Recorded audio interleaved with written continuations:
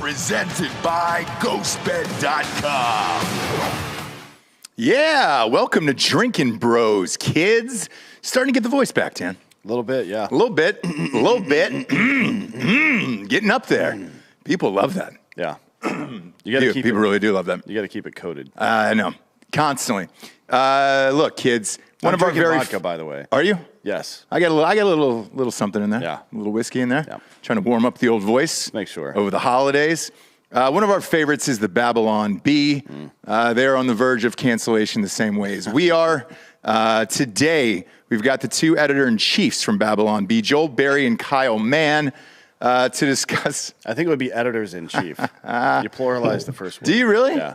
I like two chiefs. Like sergeants major. It's not sucks. chiefs. I don't really like the English language that much. I don't either. I mean, it doesn't make any sense. I step on it every day. Yeah, well. Chiefs. Everyone knows that. Chiefs doesn't sound right. It sounds like thieves. Chiefs would be spelled like thieves, I think. It might be. Chieves. Their book is called The Babylon Bee Guide to Wokeness, How to Take Your Wokeness to the Next Level. Boom. Check it out. It is out now. Sold out. They're being restocked as of tomorrow. We've got Joel Berry and Kyle Mann. Welcome to the show, guys. Yeah, thanks for having us. Thank you. Yeah. Let's start with why you're in a laundry room. Well, the thing is, Kyle doesn't pay me enough. I just, I told him I work for free. They took that literally, and here I am. I'm just scraping by best I can. That's hard to believe when you've got the regular and the dye-free soap behind it. It's hard for I did get a raise last year, so I started springing for the name brand Tide, which has been pretty great. Yeah, it's a little better. How white supremacist of you rich fuck, you rich entitled fuck, to have two different detergents behind you. Are you in New York or are you in LA? Me? Oh, I'm a Midwesterner. So I'm from Ohio. I live in Northwest Ohio. Kyle is always trying to get me to move out to where he is in LA. It's a tough sell though. I don't know. I don't do it. Don't do it. Have you been to Los Angeles recently? Yeah, I was there last week. Actually, it's beautiful. It's beautiful. You just have to avoid the poop on the sidewalk. Yeah, and the 9 million homeless people in the streets and the needles and everything else. Look, I lived there for 18 years. I'm not shitting on you. How do you do it out in LA? Yeah, well, the secret is we don't actually live in LA. So. Oh, you don't? Where are you at? No, we're out in the Inland Empire. So. So we avoid all the homeless people and the needles and stuff. But yeah, I mean, driving across the border into LA County is crazy, right? It's like going across the Berlin Wall or something. I mean, literally, like restaurants closed, vax passports, everything. It's crazy. It's like going into a post-apocalyptic wasteland over there, and driving down some of those streets, and you just see the mile-long homeless encampments on the sidewalks. It's stark, man. It's a stark contrast. Wouldn't it be cool, though? Wouldn't it be cool if you were driving around and all of a sudden fucking 27-year-old Mel Gibson comes out of nowhere and some American muscle, right, with a hatchet or some shit, full Mad Max. Yeah, like what's up with it. That would make my day. It'd be better than what's in California right now. I feel like that's the next step, but I also feel like you get probably half your material from living in LA. That's true. My question to you, because it's hard to figure out. Do you guys lean a different way politically? Because I can't tell, and if so, is it on purpose? Yeah. No, I mean, we're most everybody at the Babylon Bee is at least right of center.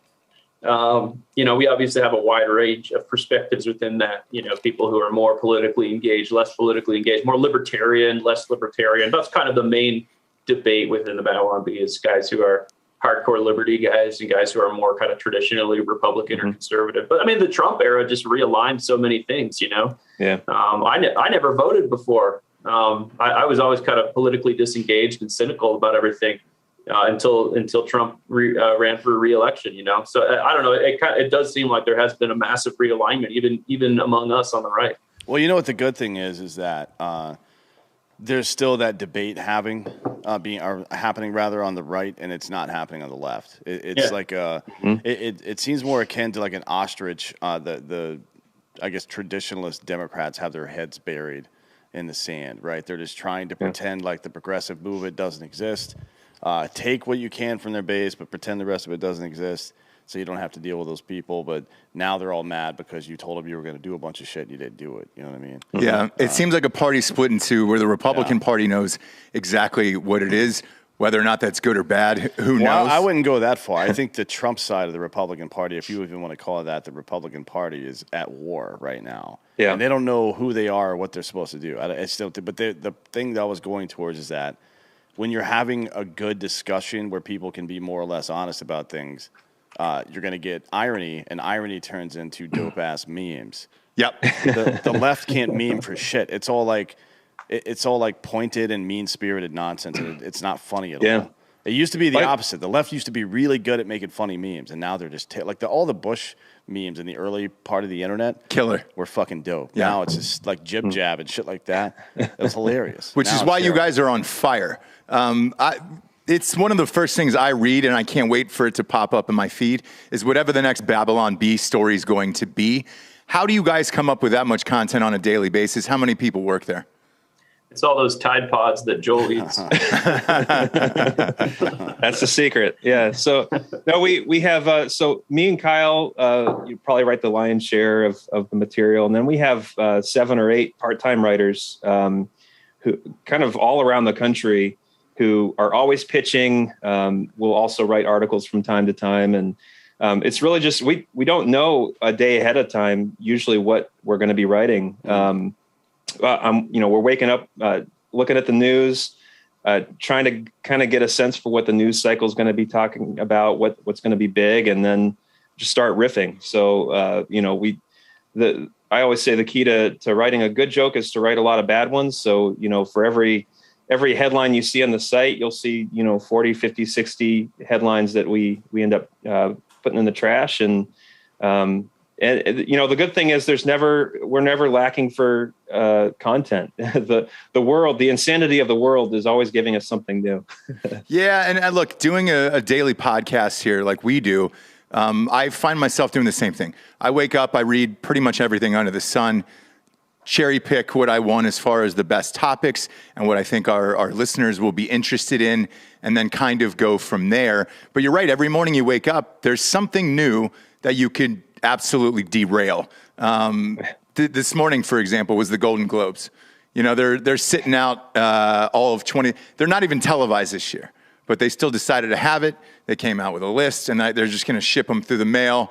And it was all because they were racially insensitive. And then you look at the Best Actress category, not one single person of color nominated, and people are pissed again, where it's like, dude, you didn't change anything. You didn't do anything. What exactly, where I think they would probably, if they had the balls to ask, would say, what exactly am I supposed to change? Oh, yeah, You know yeah. what I mean? But no one's going to ask that question. Well, I think the real outrage here is that they nominated Raya the Last Dragon for Best Nominated or Animated Picture. That's true outrage right there. Yeah. Did you see, and you joke, but did you see half of those animated nominated? I don't know what those are. They didn't come out in theaters here in the United States. And I don't know who your audience is with that, or saying, hey, that's what we're going to give you. We'll give you the animated category, but the rest of them, we're just going to go and do what we want. It seems super fucking strange. I would going through the nominees. Yeah, well, I think they're kind of slipping into. Oh, they already have. They're irrelevant. I think that the field is wide open for people to create art that is culturally relevant, because the establishment has completely lost the plot. I agree, and it continues, and it's guys like you who are writing articles that are so on the edge. I do a double take almost every single day that you guys pop up, because I can't tell if it's real or fake. Well, that's a problem. Like, I remember, what was it, like 4 years ago, you guys had a kind of maybe not a protracted battle, but there was an issue with Facebook, Instagram, where they kept flagging your shit as false information. Like, yeah, it is. It's a fucking joke. Yeah. Because you guys it's supposed to be false. Jokes are not real. If I remember correctly, you guys got banned at one point on Twitter, right? Yeah, we've been suspended from Twitter. We've had posts deleted from Instagram for false information or whatever. And Facebook came after us hard because we wrote an article saying that CNN had purchased a giant washing machine to spin the news in. And Facebook, Snopes fact checked that as false. and Facebook threatened to demonetize and deplatform us, kick us off because we were sharing that fake news. But doesn't it help your brand? Because the more and more stories that get out there, I mean, for real, like it brings more attention to the Babylon Bee, which is awesome. The other part that's awesome about this story is that washer is actually sitting back there still. That's it. That's the one. But yeah, No, I mean, right. as you keep going through this, like any press is good press. I feel like you guys kind of destroyed the Onion in a way, and forgive me if either one of you work there, but your writing became much more powerful than theirs did, and I don't see anything from the Onion anymore. I don't know if they exist, but it's all Babylon Bee in all of my feeds across everything. Well, we like to hear that, but it really does kind of help on one level, right? Because it's so absurd on its face that you write a joke and Snopes immediately fact checks it. It makes the joke funnier, to be honest. Like we wrote one where we had AOC go on Price is Right and guess that everything is free. And and Snopes fact checks it, and they do a huge fact check. You know, they're going through the archives of the Price is Right back episodes, trying to find out if it's true or not. You know, and it's like clearly an obvious Photoshop of AOC in there. So now if you Google that, you know, the first result is fact check, false. AOC did not guess that everything is free on the Price is Right. This is just, I mean, it adds another layer to the humor for us, you know, and it's so ridiculous that people always kind of come out of the woodwork to support us whenever anything like that happens. Mm-hmm. Yeah. What would you say is your most powerful outlet? Is it Facebook? Is it Twitter? In terms of traffic, Facebook is still our number one traffic driver, but it's way down. You know, they hit us hard after the election. Mm-hmm. So they used to make up, 80-90% of our traffic, and now it's closer to 30 or 40%. But it's still such a big player. You know, I wish we could flip off Facebook and quit right now, but because it makes up such a huge chunk of the internet still, you know, we're stuck there for a while at least. Yeah, and that's how we feel about YouTube. It's the same way where... Yeah. That's how I feel about being alive, to be honest. Like, if I didn't have to do all this, I wouldn't do it anyway. No. Same. No. Yeah, because, you know, we've got a gajillion listeners on this show. We only have 94,000 subscribers on this. And on the back end of YouTube, our videos, even to our subscribers, only go out to 6.7% of the people subscribed. And it's the same thing. And it's, you know, we chatted about it before we went on air. But it's the same thing. Like, you need the clips. You hope it changes, and it's a free outlet for the fans versus trying to go behind a paywall, making everybody pay, and then, you know, the message board and everything else is kind of unmatched here. But this isn't a new problem, right? This isn't a new problem that we content creators face the same exact problem in the 1970s and 80s. Mm-hmm. And then they wanted to swear and tell racier jokes, and they couldn't do it on broadcast television, so they created cable. Right. There will be something new will pop up. I mean, and that's what it is now. And maybe it comes through creativity. I think that's probably where it'll come from. Maybe it comes through legislation here in Texas. You can sue any of these companies now for political discrimination, which is a new thing. Yeah. I honestly don't think that would hold up in federal court. No. Like if let's say Facebook shut us down for whatever political beliefs we have, we sued them and won in Texas, I think they could appeal to federal court level and win. Yeah. Honestly, I don't think the federal courts would take that, but we'll see. The other part about it is if they were to drag this out in court, that goes on for 3 or 4 years. If you're off for 3 or 4 years, you don't have an audience when you come back because everybody's moved on to something else. Is that something that you guys worry about if you were to get pulled from a Facebook or a Twitter? Well, thankfully we have a strong fan base and a strong subscriber base. So, you know, as our traffic has kind of been throttled a little bit on social media, we found that our fans have been very eager to support us financially just via direct subscribers. And that's what we encourage people to do. You know, a lot of our traffic now is organic, people just typing in our URL and visiting our site directly. Which is great. You know, people find they miss less of our content that way. You know, don't wait for Facebook or Twitter to show you what they think you should see. Go direct to the creators. Yeah, I 100% agree.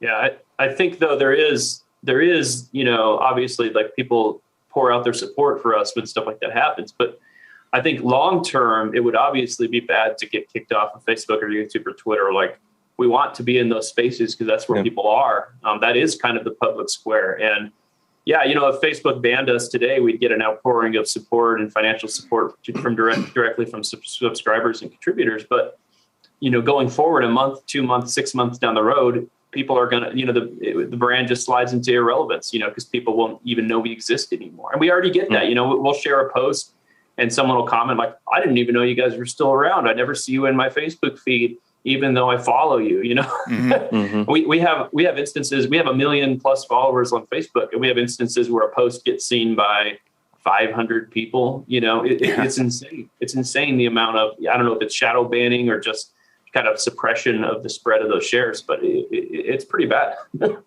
Yeah, it's wild. And then you look at Twitter with Jack Dorsey stepping down. I believe their head of tech took over, which that's probably not a good thing either. You know what I'm saying? That motherfucker knows all the algorithms and everything else behind the scenes. Like, it's going to get worse and worse for guys like us on Twitter. Maybe Trump's new social media platform. It'll just be a huge fuck fest and a free for all on that thing. Yeah, I doubt it. Everyone just saying, let's go Brandon all day. Yeah. I mean, you think that, but every one of these conservative alternatives to the normal social media companies that have popped up have immediately started censoring people. Every single one of them. Yeah. Like they listed in the rules, you can't talk shit about our website. Oh, really? Yeah. That's one of your fucking rules. Really? Like, even Twitter doesn't say that on their rules. People trash and drag Twitter all day, every day. That's not even one of their rules. So that's your first rule? Yeah. Not great. No, not great. And whenever you have something that's either far left or far right, it's not great either, because then you don't have debates on either side or thoughtful conversations, and everybody's just kind of choosing a side and then sticking with that. So we'll see what happens there. I want to chat about some topics in your book, in this Babylon Bee Guide to Wokeness. One of them is white supremacy. I feel like this term in particular has really popped up since the last election in 2016, or the second to last election. It's really easy to go the other way. Dan talks about this all the time as well. Either to call somebody a Nazi, Hitler, or a white supremacist. Why is that so popular right now to immediately go to white supremacist if you're white and you hate something out there? I think it's kind of the easiest thing to do. If you don't have an argument, if you haven't thought out your worldview, you go directly to the most hyperbolic thing you can to shut down conversation. You know, and it's weird too, because just the term white supremacy has been like the very definition of that phrase has been changed in the last few years. You know, when someone says white supremacy, what do they mean? You know, I think traditionally you think of it as, you know, the guys in the white hoods who legitimately think the white race is the greatest race. But it's been shifted to mean, you know, really anything that upholds the West or upholds capitalism or the current system, anything that you do to, to protect traditional values, that's considered white supremacy now. So I think a lot of the talking past each other that we do is just over people not having a shared understanding of what white supremacy even is. And both political sides always need kind of an enemy, right? Some boogeyman in the closet to scare their voters into voting for them. And for the left, it is, you know, there's the secret cabal of white supremacists controlling everything, you know, and it's so bizarre to me to go on Twitter and you look at some lefties' Twitter feed and they really think like white supremacists are about to take over our democracy, you know? And you're like, you guys control the whole government right now. Like, what are you talking about? Yeah. And we're just living in two different planets on this stuff. But yeah, it is kind of their boogeyman of the current age for sure. Yeah. You also got a Greta Thunberg in there. I just love, and I pronounce it properly, by the way. I'm not going to go Thunberg. It's Thunberg. And it just sounds more adorable. You got Greta Thunberg. What do you think her end game is? Like, where does she end up? In a ditch? Maybe on The View, like in 20 years. I don't know. Whoopi Goldberg's not going anywhere. It's going to be a news show. She'll be there for another 100 years. Yeah. My God, dude. She's like Grimace. I just watched her. My wife was watching her on the way out this morning, and I was like, oh, my God, is that Whoopi Goldberg? It looks like her head still, and then it's just on a giant body that she's got a lot of layers. Yeah, she looks like you remember in Bill and Ted's Bogus Journey, where the alien splits into two. She looks like one of the two little ones. Yeah. Station was his name. If you want to look it up. I would like to distance myself from your guys' white supremacist comments. Oh, thank you. Well, Joy Behar is a cunt too. If you want to go down that road, we'll go. I mean, it's not even race on that show. No. Joy Behar, Jesus Christ. No, but it's like people with no real political or life experience talking about life and politics. Yeah. Well, I do wonder what's going to happen to Greta in 20 years. When the planet is still here and everything hasn't burned up. Is it to the next cause, or what does she become, a reality show contestant, or Dancing with the Stars? She'll do the same thing that all the leftists have done over the past 2 years, which is to say, or to make these like kind of quasi explanation, or like half explanation, half defense of the noble lie, right? Well, we knew that you wouldn't take it seriously if we didn't, elevate the consequences. So blah, blah. Like, okay, cool. You've been lying to us about climate change for 70 years. Predicting the end of the world. You're basically Jehovah's Witnesses at this point. Yeah. Predicting the end of the world incorrectly every 30 years or so. And you've been wrong every single time. Shut the fuck up. God damn it, man. I mean, but that is, like you were talking earlier about the left not being funny anymore, not being able to make memes. And it is because it's become this religion.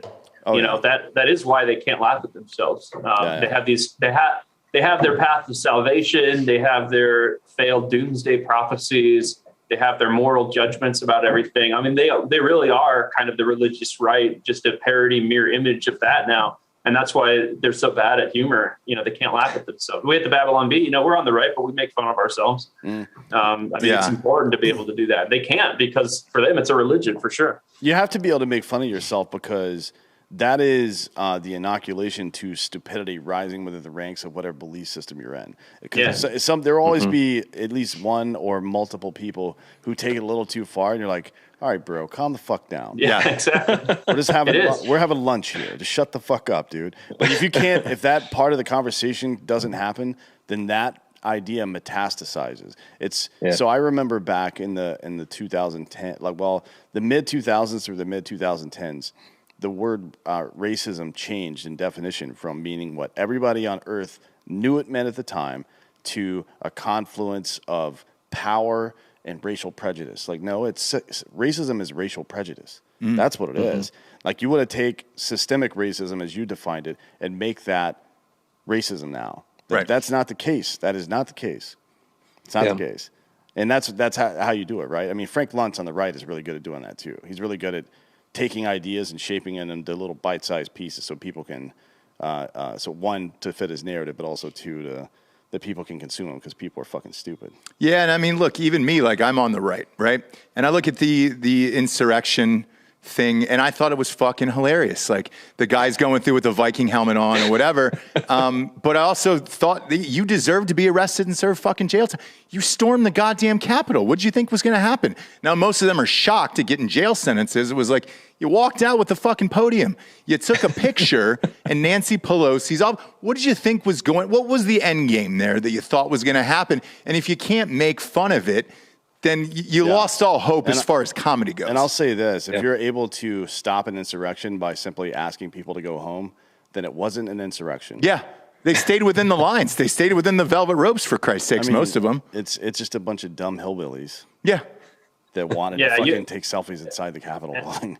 And I think that is the key of good comedy, right? Is that it can make fun of excess without necessarily saying, criticizing the core belief. Like, we can say, yes, the government is stupid, and yes, it's probably there's probably some legitimacy to the idea of, like, people breaking away or seceding or whatever.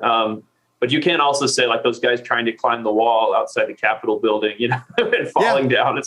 There was something kind of funny about that. I saw the meme where there was like a Donkey Kong throwing the barrels down as they're like climbing it. Like, that's just great. Dan and I happened to be live on air that day, so we just went live with the coverage.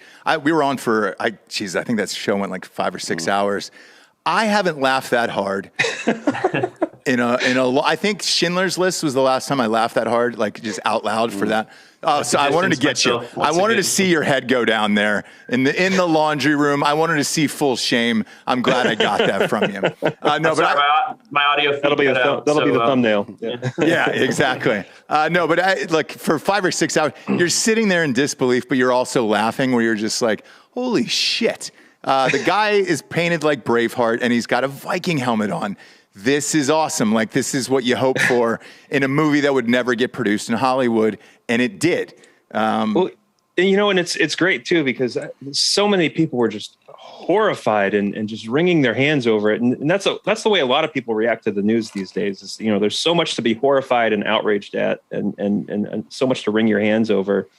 But when you're watching the news and you kind of have this mindset change, as we do as writers of the Babylon Bee, to where you're looking for the funny and everything, you just find yourself laughing all the time. Because there's so much that's funny, even in the bad stuff, even in the outrageous and tragic stuff, there's always humor in it. And it's really kind of a fun way to look at the world. Oh yeah. It's awesome. There's a lot of shit in this book that's amazing. There's one on entertainment. Make sure your Netflix queue is as woke as you are. Is this on a personal experience? Did you guys do this on purpose or was that just a written joke? I don't remember who wrote that joke. Joel, did you write that joke? Dude, yeah, maybe. We wrote this book like so fast, that I look at jokes in there and I was walking around to the different contributors. I'm like, who wrote this? Like, who came? Yeah. I don't remember approving this joke. That's really funny. The reason I bring it up, I have a rental property that I use, and you have to buy like the Netflix and all this stuff for the guests to use at the house. And I share it. So it's a shared account. I tee up that thing from, have you seen that new sex show? God damn it, what was the name of it? Bob, what was the name of this sex show that we always bring up on here? Is it Sex Life? The dude with the big dong? Yes, it's a guy with a huge cock. Yeah. It's the biggest cock you've ever seen. It's in episode 3, season 1. The time code is 1950. So it's 19 minutes and 50 seconds in. I would continuously tee that up for people who were just entering the house for the first time. So that when they got on Netflix and it was like, would you like to continue watching? They're going to be forced to see a 14-inch dong in there. Sex/Life. Sex Life, yeah. That's the name of it. And I used to tee that up all the time. And it was the greatest thing of all time. So I didn't know if that was from a personal experience that you did that.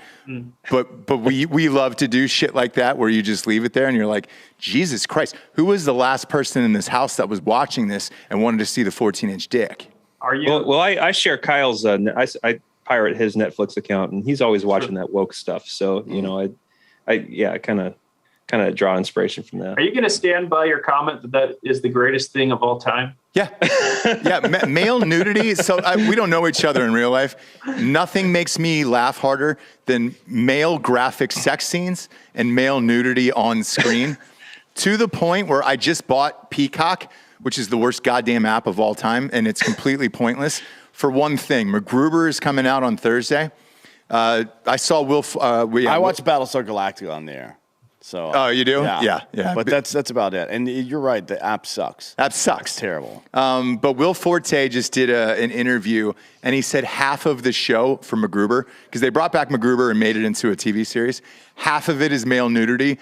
Episode 2, apparently, he's nude the entire episode. I'm all in, and I don't want to miss that. Yeah. That's makes sense. You must be a veteran. Are you a veteran? I'm a veteran of Olive Garden. Yeah. I was a waiter who served in the trenches for years there, but Dan was an actual one. Yeah. Okay. That's all we did. That's all we did in the Marine Corps was we just drew penises on everything. Yeah. That's what we left behind in Iraq. What did you do in the Marines? Infantry. Where? I was in Fallujah from 06 to 07. Oh, that's a rough place to be. No wonder your humor's so dark. Yeah. I've lightened up quite a bit. Yeah. Half the stuff I think of probably is unpublishable. Well, we just go ahead and publish it here. Yeah. What's the worst that you walked away from? Like what were some of the ones that you wrote that you were like, oh man, people would fucking lose their shit. You can say it on here. We don't give a shit. I don't know. Kyle, do you want to? I'm trying to. Kyle's my accountability here. He's usually if I'm on the edge, with like a racist joke or something, I'm sending it to Kyle and and kind of, hey, can I publish this? Is it a good idea? And he'll. Yeah, I'm trying to think of what would have been the worst. I mean, your Spotify wrap up was all Morgan Wallen. No? Sure. Yes. Oh boy, I want to make you guys go silent as much as I possibly can here. Well, yeah, I appreciate that. Yeah. What was the worst? What got turned down? What got tossed? Mostly like on the edge of racism, or anything that was too far against the left, where you're like, ah, shit, somebody's going to come after me. I think there's probably jokes that people just won't get. You know what I mean? Okay, well, hold on. So I'm looking right now. Let me see if I can find one. Because the real problem is, like, you're always weighing a joke against, like, is the humor and the point worth the backlash? That's the consideration of almost every joke you write. Yep. So it's when that backlash, you're like, well, it's not funny enough to publish given the backlash. Like, we don't right. honestly care that much about backlash. Like, it works in our favor usually, because it's always the left who's upset, and that's really funny when they're trying to mob us on Twitter or whatever. So we don't really care about that so much. It's just, if you throw one out there and even your audience is like, oh, that's too, like, I don't want to share that. It's too far. And the other side's upset. Then that's kind of when you're like, okay, well, then it's really not worth publishing. Yeah. I think anything after like a school shooting, we try to do, everybody's talking about the same school shooting or something, or mass shooting. And, we might have a really good joke about it, but it's like, everybody's going to get upset no matter what you say. Sure. So that's always one. The closest one we did that it was after a mass shooting at that grocery store in Colorado, where we had the headline was that CNN reports that the shooter was factually Arab but morally white, and that was one where we kind of got a substantial backlash, and that one got fact checked too. I think it got fact checked, but I think it was funny enough that I'm looking at a pitch that we denied from you, Joel. Oh, there we go. I'm about to be exposed. Sesame Street introduces new character Carl the Clan Wizard. We did not run that. Yeah, I never thought I would see Sesame Street doing woke stuff. I mean, that's kind of bizarre, right? What's they're just a state propaganda mouthpiece now. That's all it is. Well, I mean, that's where their funding comes from. That's what the media is in general these days. Now there's this, apparently the administration communications team is meeting behind the scenes with CNN, Washington Post, and New York Times, and various others, trying to reshape the narrative on inflation. Yep. What the fuck did you just say? It's like that's the guy was talking about it as though the administration is doing their due diligence. Like, they're out there working to get this narrative changed. Why don't you get the fucking facts changed, bitch? Yeah. Stop inflation. Stop people from running over the border. Change the facts, not the narrative. If you're in the business of changing the narrative and not the facts, you should kill yourself immediately. Because you're a fucking moron. Yeah. Well, that's such a big part of the worldview of the left, is that words and narrative can change reality. That's what's behind the transgender movement, that you declare it and therefore it must be so. So I think that kind of spills over into almost everything they do, that if they can, they somehow think that if you can change the narrative, if you can change the definitions of words, that somehow changes what the reality is. Yeah, and that's is the underlying ideology behind socialism is fine. It's just never been tried. It's never been implemented correctly, man. Yeah. They never did it like I would do it. Shut the fuck up. Jesus Christ. I fall on whatever side of the political spectrum is making the most sense at the time, I guess. But the left hasn't made sense since I've been alive. No, and being a writer myself, like, you're right. The way you can tweak words and it's just one word in a sentence can completely change the meaning or the tone of these articles and things that are coming out. For example, I was reading this West Side Story. This was going to be the Oscar hopeful, and this was going to be save the cinemas and everything else. It bombed over the weekend and only made $10 million. Hollywood is saying, a lot of the articles were like, well, it was a concerning number, but it could be a sleeper for the holiday. No, it fucking bombed is what it did. Like, just go ahead and say it is what it is. To me, all the press in the run-up was too woke with the Latinx. Where are you guys at on the Latinx, to the Latin X? Like, I heard that during every single press conference for that movie. Latinos, all my Latino friends hate that fucking phrase more than life itself. Yeah. And they're like, please stop using it. Where are you guys on Latinx? Where are you two white dudes on Latinx? Yeah, let's hear the white opinion on Latinx. Well, it's cultural imperialism is what it is. My wife is Latinx, so I can speak to it. I have a pass to speak to it. And my wife's whole family is very, like second generation from Mexico, and they're like, they don't even know. I guarantee you, they don't even know. They've never heard the word Latinx in their lives. They don't think about that. We're Mexicans. It's so bizarre that they try to make this a thing and then wonder why so many Latinx people are moving over to the Republican Party. Yeah, but if you keep using it, they're hoping it'll stick. Like, where are you guys Latinxing for the holidays? Where are you going for Christmas? Are you guys Latinxing down to Mexico? Are you staying here in white America where the white supremacists are? Yeah, we'll Latinx here. Okay. Oh boy, you gotta go full Gavin. You can't Latinx in the United States. You have to tell people, hey, there's a lot of danger everywhere, always. We're still in the middle of a thing. Hold on, I gotta go on vacation right now. Yeah, you gotta get out of there. At least you're Latinxing in Los Angeles or greater Los Angeles. He's an inland empire. It's a lot of gecko tattoos and teeth broken off at the gum line out there. I don't think it's that's not really LA, is it? Well, it depends on where you're at. I don't want to out you in case people are trying to burn down your house. Yeah, no, I live a little farther than that. So I kind of live in Trump country. And we got a lot of monster trucks, lifted trucks, guys with Monster energy drinks and tattoos, Kyle's Fox tank tops and stuff. Oh yeah. Yeah. a lot of Tucker Carlson But stickers. you're closer to Palm Springs then. And Palm Springs is a lot nicer than fucking Los Angeles, that's for sure. I was just out there for a weekend. It was beautiful. Yeah. Yeah, I love Palm Springs. Yeah. You get they have the best wait staff in the entire country because they're all fucking gay dudes in their 30s and 40s. And which is great. They won't lie to you. Nope. It's like great job. You're ordering, hey, I want this. Like, oh no, honey. Yeah, you don't want that. You're not ordering that. That's bullshit. I don't like being lied to.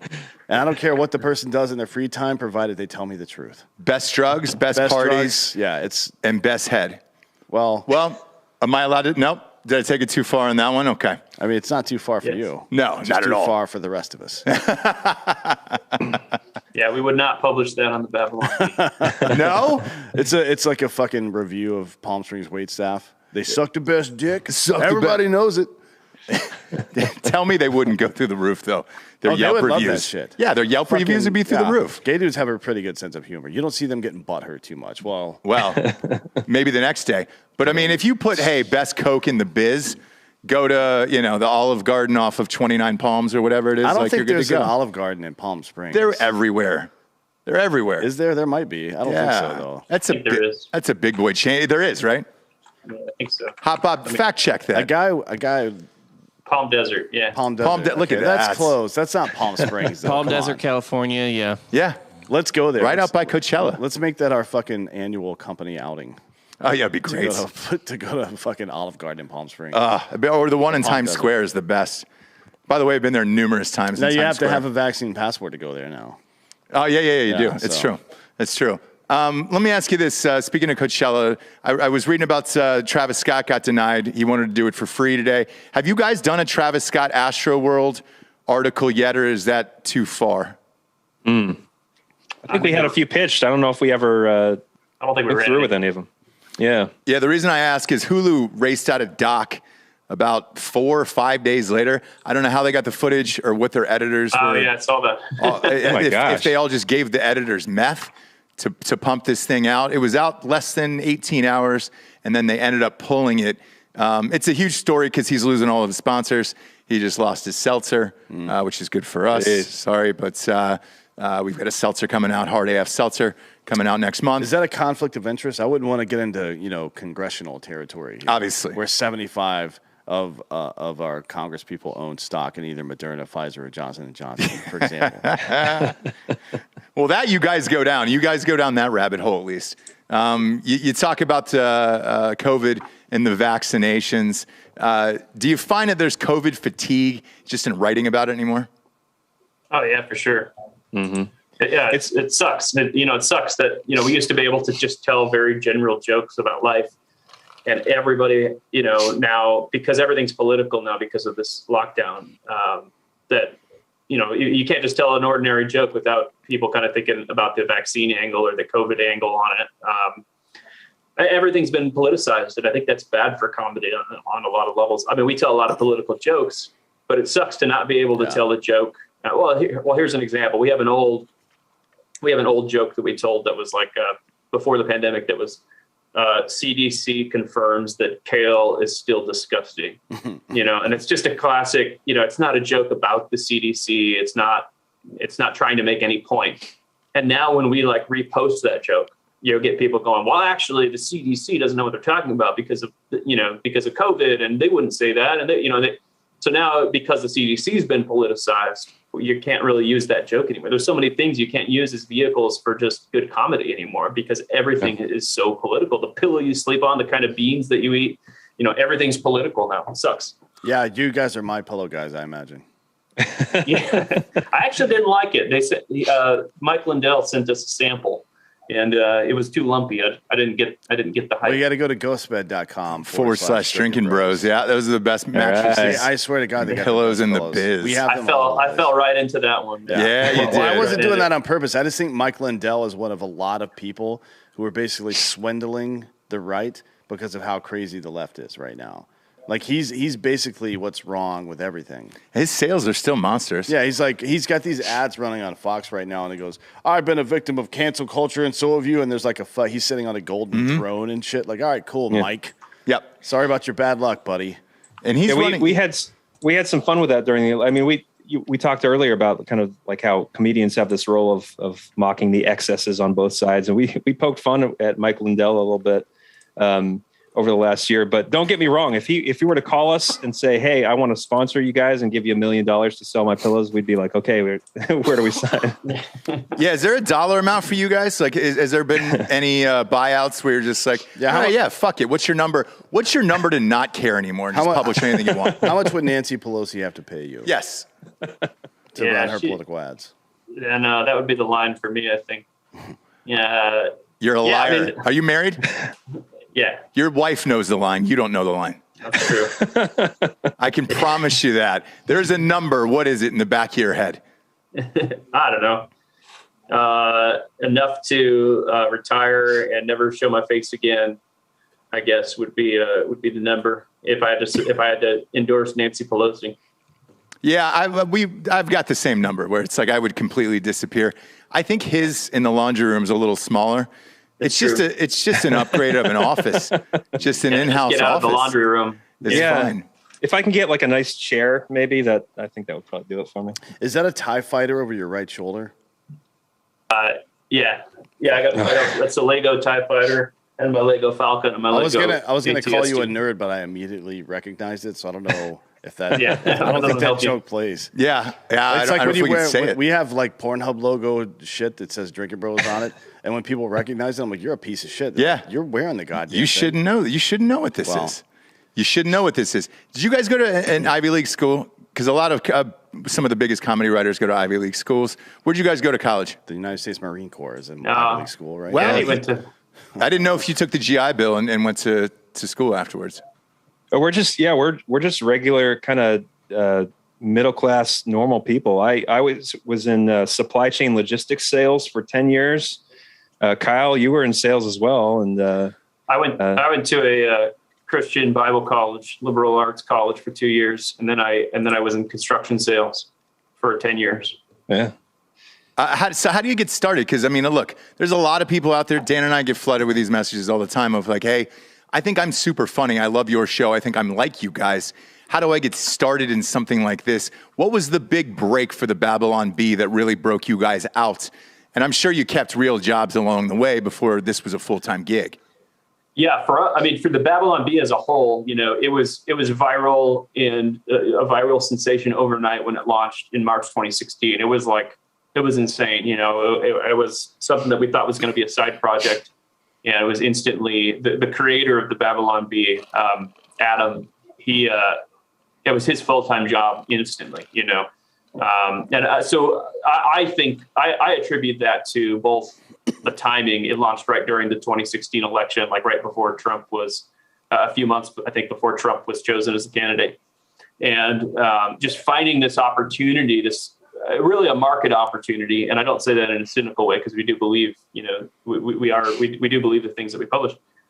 But it really was kind of realizing that there was this huge space in the marketplace for like comedy that doesn't hate conservatives, Yeah. Like you don't even have to publish conservative comedy. Just publish comedy that understands conservatives, that doesn't make fun of them every other joke, like I think a lot of people found it, and we published a lot of Christian and church jokes early on.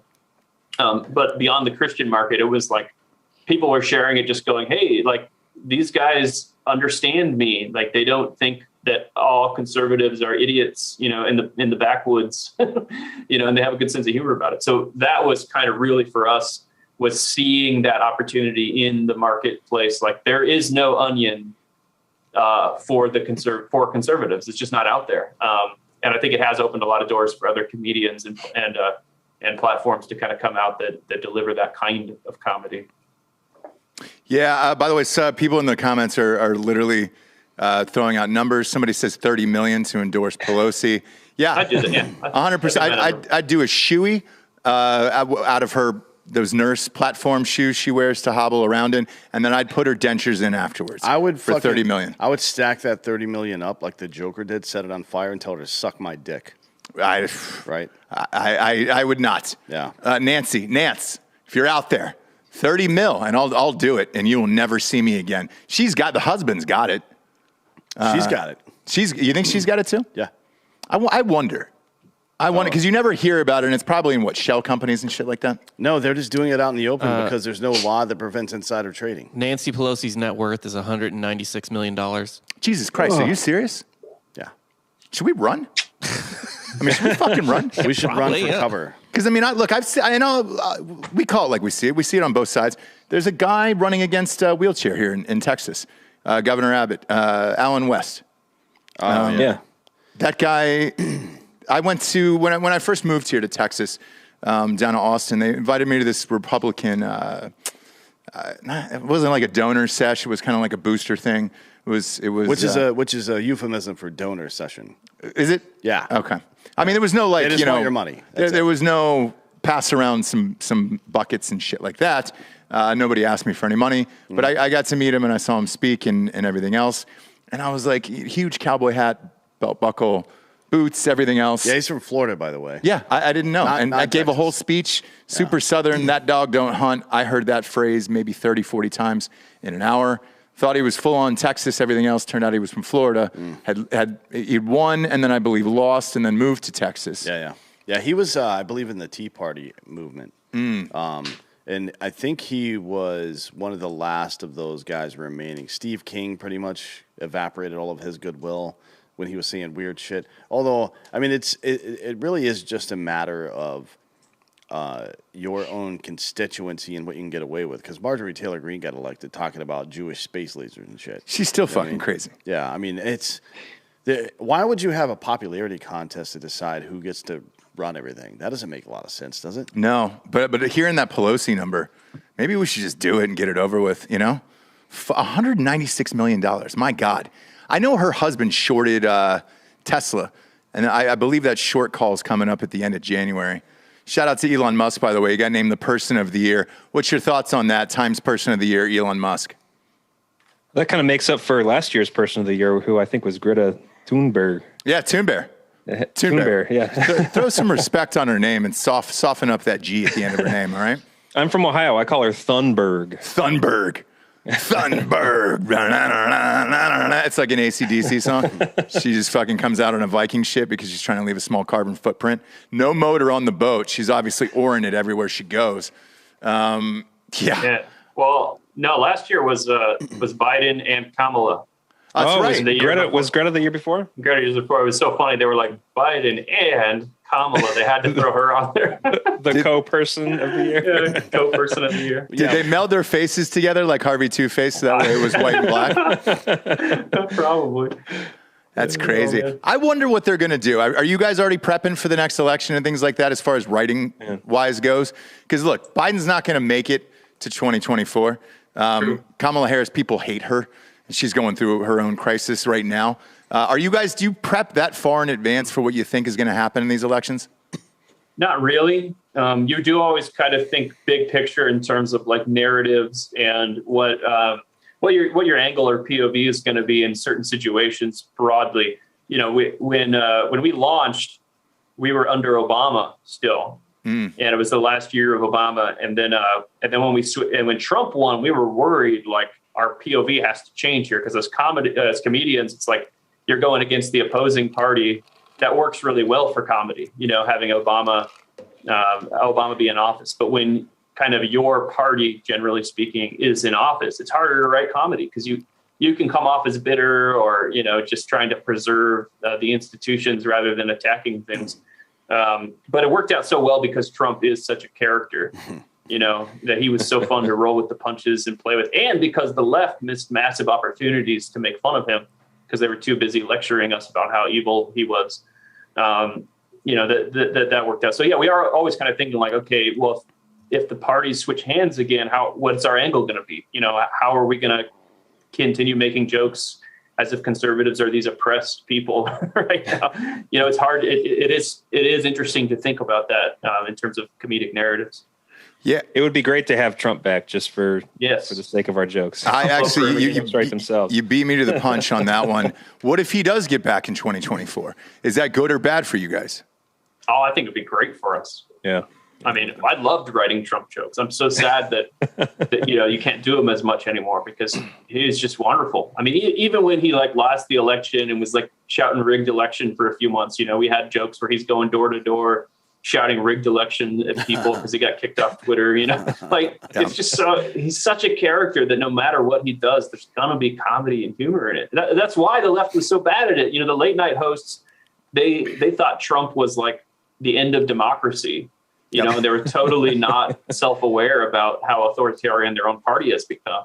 That they weren't able to find humor in him. You know, and we were able to find good-natured humor about Trump because we didn't think it was the end of the world. We just thought it was really crazy that freaking Donald Trump was the president of the United States. Yeah.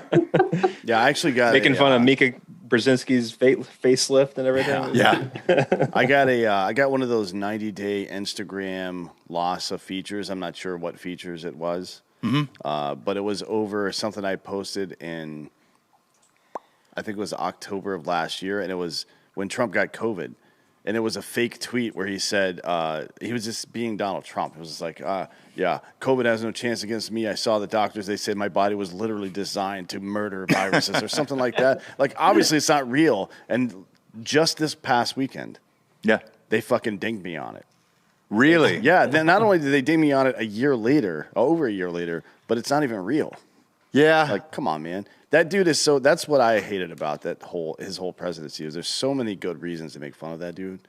Why get involved in all the fucking moralizing bullshit? Yeah, and you know what's weird? I think if CNN and SNL and all these guys could go back in time, as much as they hated him and wanted him out, if they looked at their ratings now and everything they're going for, like, they're all going to be out of business soon, right? That's what I truly believe. The CNN is going to CNN Plus. It's going to some streaming app. They're trying to get rid of it as we speak. Fox is only held up by a couple people right now as well. I think if you could go back in time and you showed them the ratings, they'd be like, yeah, we should have definitely voted for him again. Yeah. I think there's something to that for sure. Yeah, because I think people are struggling for content, and we have nothing that's coming out of the White House now. And again, you have selected sound bites, and when you're doing pressers and you're calling on 6 people that are already written down for you, it's already pre-scripted. You have nowhere to go with that. And as a comedy writer, you really can't make fun of dementia all that much. Yeah, there's only so many old man jokes you can make. There is, and especially dementia, where it's like, hey, dude, we're all going to get it. I'm going to get it. And that's a tough one to make fun of. Kamala's off limits because we're all white supremacists, so you can't make any Kamala jokes, right? Have you guys gone after Kamala at all? Oh, yeah, we don't care. Yeah, well, and it's bizarre, when they try to, there's like, we will have people come after us and say, oh, you're making fun of her because she's a woman of color and blah, blah, blah. And it's like, isn't that like really demeaning to be like, everybody else on the planet can take a joke about themselves, but she's a woman of color, she can't take the joke just like every other human, Yeah. That's so weird when people try to use that defense. Like, I think most, 99% of people want, other people to kind of include them in humor and jokes, and that's part of life. I don't know why they feel like there's these protected classes that you can't make jokes about. Yeah, it's strange. She's married to a white guy. Very, very Tom-like from Succession, by the way. Yeah, the second I gentleman. haven't seen it. I haven't seen Succession. I'm waiting until it's over so I can not hear about it again. I'm I'm tired of hearing about it. You got to watch this. I don't have to do shit. No, you this do. is America, motherfucker. do. I'll go home and jack off 6 or 7 times a night, not feed my family if I want. Yeah. I can do whatever I want. Fuck That's you true. guys. That's true. And he does that a lot, by the do it way. a lot. He never feeds his family. And a lot of times, his girlfriend will call and be like, have you seen Dan? I'm like, yeah, he's jacking off 6 or 7 times at the office. Yeah. You'll get fed when he gets home. What don't you understand about this? I don't allow them to use any of the electronics. No. Unless I'm present. Not at all. Because I'm an American. Again. Yeah, exactly. So. Exactly. I will say this, though. Television is spiked up. There's been a lot more great television versus movies that have come out, and I don't know why. A lot of dramas. There's very few comedies out there. There's no comedy movies or TV shows. What's the last comedic TV show you've seen that's any good? The last comedy TV show? Mm-hmm. I mean, it's Always Sunny, but like a new one that started, I don't know. Yeah. It's Always Sunny is still funny, but like a new TV show that's just starting that's really funny, I don't know. Comedy. Yeah. Silicon Valley was, 5-6 years ago? No, that was like good. 10 years ago, right? Well, when it started, I it think, ended yeah. 5 or 6 years ago. Did it really? Yeah, I think so. No. Didn't it ended like 2019, or well, I guess it ended like 2019 or 18, right? Yeah, 2014 is when it launched. When it launched, yeah. Yeah. It was So a while ago. that's fucking 7 years. I mean, fuck me, I don't know. I can't. Righteous Gemstones is pretty fucking Oh yeah, good. Righteous Gemstones. Was funny, yeah. But that's about it. I mean, But that just shows like this narrative style of comedy is kind of what's working right now. Stuff like Silicon Valley and Righteous Gemstones. yeah, look, Righteous Gemstones goes for it. Danny McBride seems to be off limits.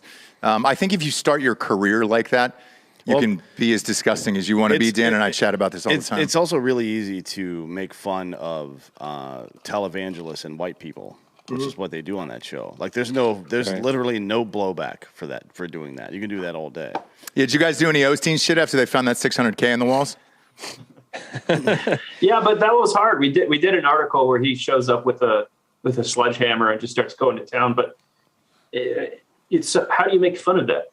That's one of those where you're like, how do we take that one step further? Because that is almost like a joke that we would have written, ourselves, because we've done a lot of Osteen jokes, and it just seems like we'd have written a joke a couple of years ago, like Osteen finds envelopes of cash in the walls. Like that's a Babylon Bee joke. Yeah, but it's real, and reality beat us to the punch. You could not write this joke because it's too nobody would believe. Right, it's too absurd. Yeah, and here's another example of that: Hillary Clinton reading part of her speech if she had won president and crying. It's the craziest shit. What the fuck? Yeah. Man? Yeah. Do you not have any sense of irony or any shame? Yeah. Why would you do that? Like she in her mind, she should have won. She deserved to win. It was her right to win, and she didn't. And she thinks that everybody else believes it, except for a basket of deplorables. Do you remember that art exhibit a couple years ago where she sat at the White House desk, the Resolute desk, reading her emails? Oh yeah. Like that's another one. Like, what do you do with that? I have no idea. What was the thought process behind that when you get behind the camera and you're like, all right, it's time for me 5 years later to read the speech that I should have given on that night, just in case anybody out there wanted to hear it. I lost a basketball championship when I was in 4th grade. Okay, I wanted to say something to the team afterwards because I was the best player and I felt like I deserved it, but I lost. Therefore, I never gave that. If I release that now, people think I was fucking crazy. I think people need to start doing that. They need to start reading their victory speeches when they lose. Right? But 5 years later. Just go full Kanye, walk up and take the microphone out of Taylor Swift's hands. Yeah. Push her out of the way and be like, all right, everybody needs to hear what I have to say right now. Yeah. And just see what happens. I agree. Just start a whole website full of that. Yeah. Last but not least here, I feel like a lot of, going back to your point about the Babylon Bee and things that you guys are writing that are coming to fruition, I feel like you guys are almost becoming like The Simpsons, where a lot of your older shit is now coming to fruition. Do you get that a lot from your readers who are like, hey, dude, that thing happened, man. Remember when in 2017 when you wrote this? Do you guys get that a lot, that feedback a lot from your readers? Yeah, all the time. I mean, I'll tweet out like another Babylon Bee prophecy fulfilled. You know, and I'll have a screenshot of our article and the thing that actually happened.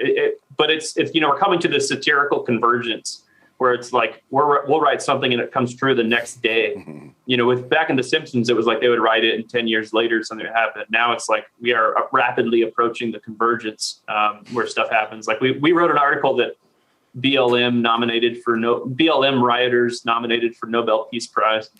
You know, and a few months later it happened. You know, we had one when the pandemic started saying that people weren't going to be buying pants anymore.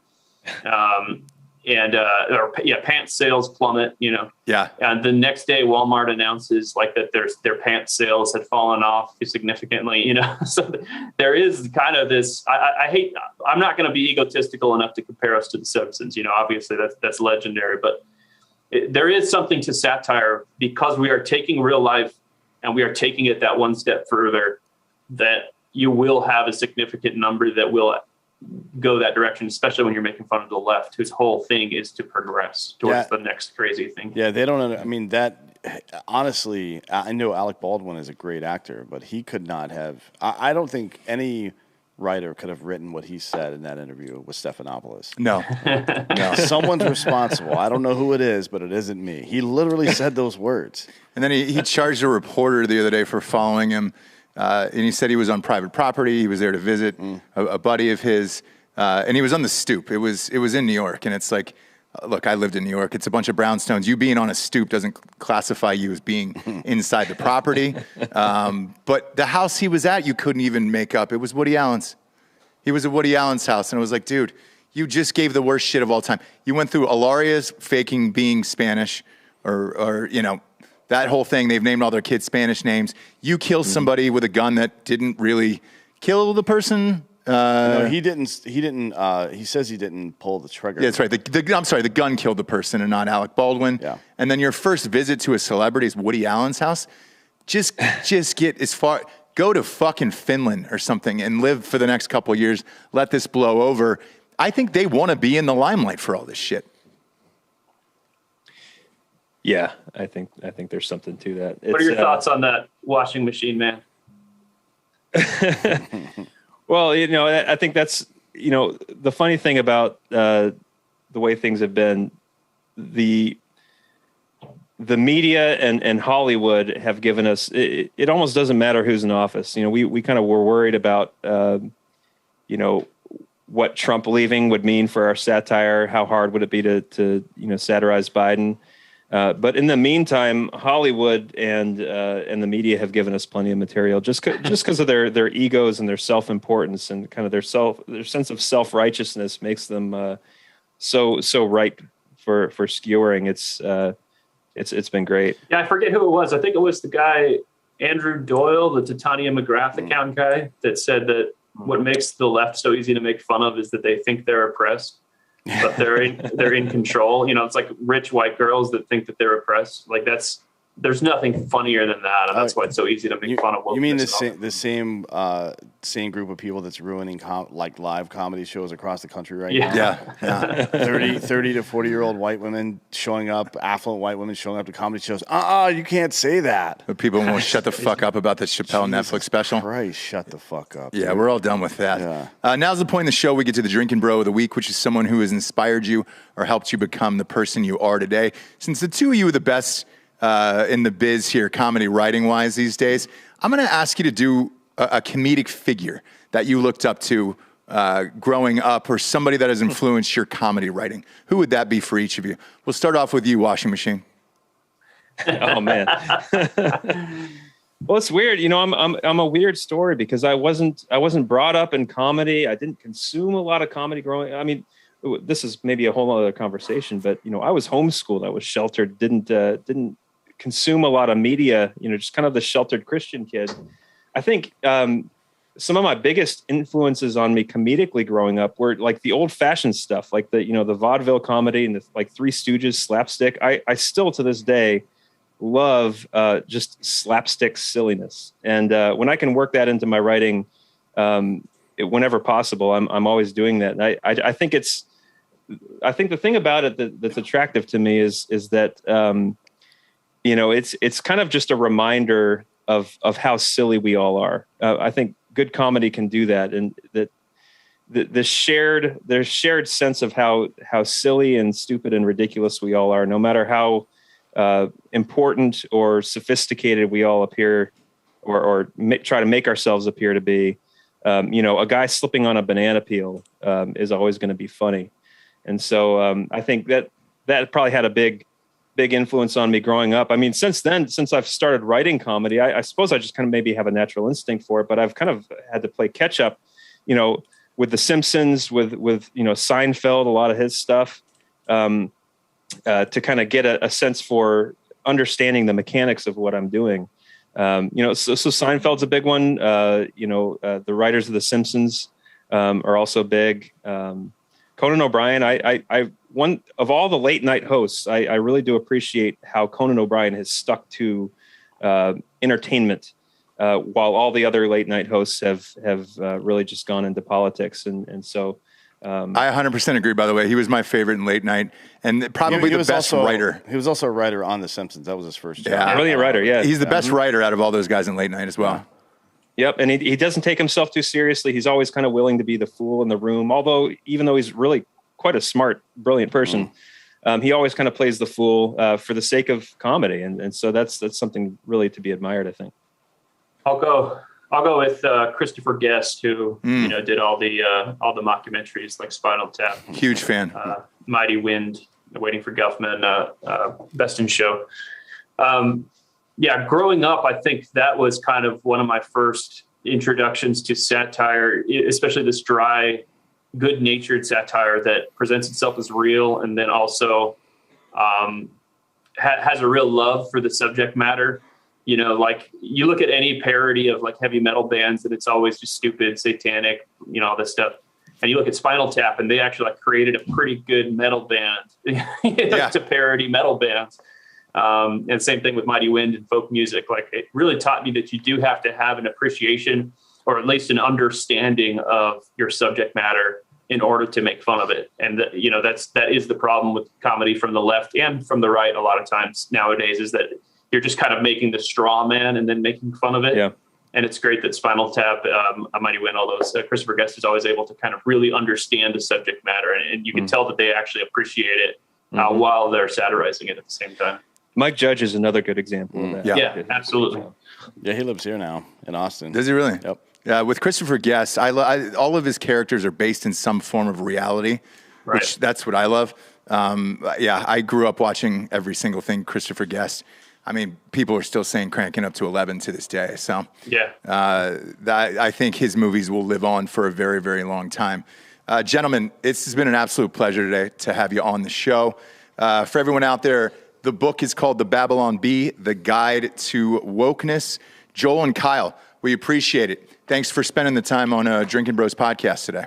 Thanks a lot, guys. It's been a lot of fun. Absolutely. For D'Anthony Holloway, I am Ross Patterson. We are the Drinkin' Bros. Good night, everyone.